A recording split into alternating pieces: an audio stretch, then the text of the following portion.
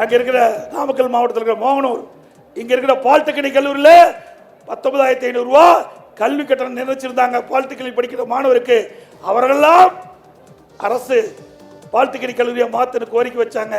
அரசு அப்பதான் அந்த உயர்கல்வி கீழ் வரும். ஆனா அறநிலைத்துறையில் கீழ் திறக்கும் போது சுயநிதி கல்லூரி ஆயிருது. அப்படி அது சேர்ந்து படிக்கிற மாணவன் கல்வி கட்டணம் 9,000 ரூபாய் செலுத்த வேணும். அதே அரசு கலை மற்றும் அறிவியல் கல்லூரி சேர்த்து படிச்சா வெறும் 1000 ரூபாய் தான் கொடுக்க முடியும். நாங்க ஏற்கனவே அதிமுக ஆட்சி இருக்கின்ற பொழுது சர்க்கரை கூட்டுறவு சர்க்கரை ஆலையில் பாலக்கோடு அங்க இருக்கிற நாமக்கல் மாவட்டத்தில் இருக்கிற மோகனூர் இங்க இருக்கிற பாலிடெக்னிக் கல்லூரியில் 19,500 ரூபாய் கல்வி கட்டணம் நிர்ணயிச்சிருந்தாங்க பாலிடெக்னிக் படிக்கிற மாணவருக்கு. அவர்களெல்லாம் அரசு பாலிடெக்னிக் கல்லூரியை மாத்தன்னு கோரிக்கை வச்சாங்க. அரசு பாலிடெக்னிக் கல்லூரியை மாத்தணும்னு வெறும் 2,000 ரூபாய் தான் வசூல். 2,000 தான் ஃபீஸ். ஏழை மாணவர்கள் படிக்க என்பதற்காக சொன்னோம். அதே மேல பல்கலைக்கழகத்தில் இருக்கிற உறுப்பு கல்லூரி கலை மற்றும் அறிவியல் கல்லூரி 40 இருந்தது. 40 கலை மற்றும் அறிவியல் கல்லூரி பல்கலைக்கழகத்தில் உறுப்பு கல்லூரிக்கு ஃபீஸ் வருடத்திற்கு 9,000 ரூபாய் பட்டப்படி படிக்கிறதுக்கு. மாணவர்கள் சொன்னாங்க அரசு கலை கல்லூரியில் படிச்சா வெறும் 1000 ரூபாய். நாங்க 9,000 ரூபாய் கட்டுறோம். இதை அரசு கலை மற்றும் அறிவியல் கல்லூரியை ஆக்கி கொடுத்தாங்க.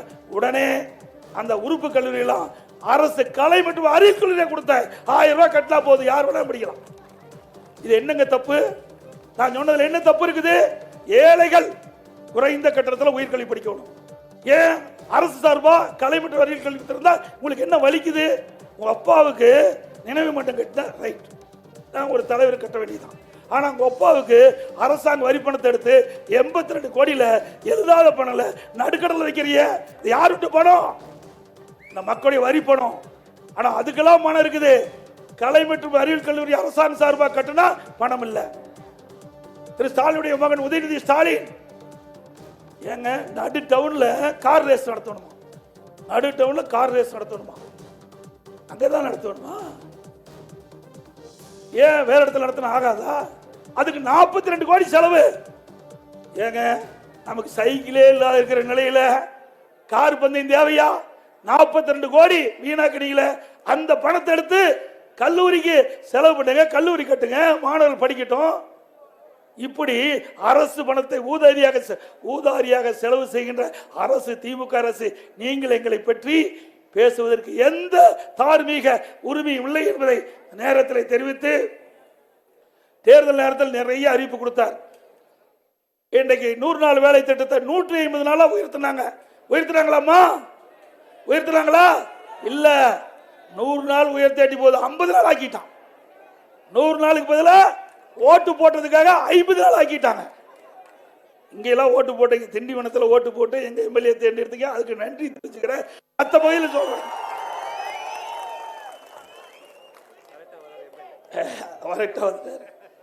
அருமை சட்டமன்றத்தில் ஒன்றா இருக்குது.